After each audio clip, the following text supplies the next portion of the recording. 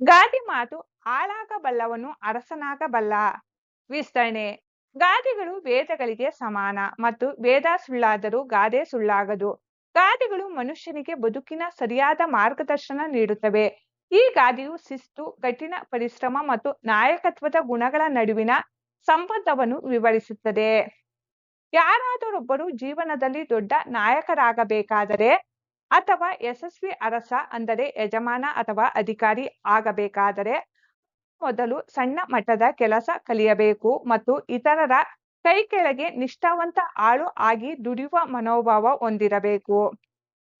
ಕೈ ಕೆಳಗೆ ಕೆಲಸ ಮಾಡುವಾಗ ಸಿಗುವ ಕಷ್ಟಗಳು, ಜವಾಬ್ದಾರಿಗಳು ಮತ್ತು ಅನುಭವಗಳು ಮನುಷ್ಯನನ್ನು ಪಕ್ವಗೊಳಿಸುತ್ತದೆ. ಇತರರ ಆಜ್ಞೆಗಳನ್ನು ಪಾಲಿಸಿ ಕೆಲಸಗಾರರ ನೋವು ನಲಿವುಗಳನ್ನು ಹತ್ತಿರದಿಂದ ಕಂಡವನಿಗೆ ಮಾತ್ರ ಮುಂದೆ ತಾನು ನಾಯಕನಾದಾಗ ತನ್ನ ಕೈ ಕೆಳಗಿರುವವರನ್ನು ಹೇಗೆ ನಡೆಸಿಕೊಳ್ಳಬೇಕು ಎಂಬ ವಿವೇಕ ಇರುತ್ತದೆ.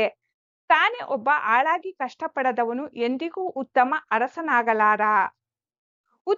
ಸೇವಕನಷ್ಟೇ ಉತ್ತಮ ನಾಯಕನಾಗಲು ಸಾಧ್ಯ.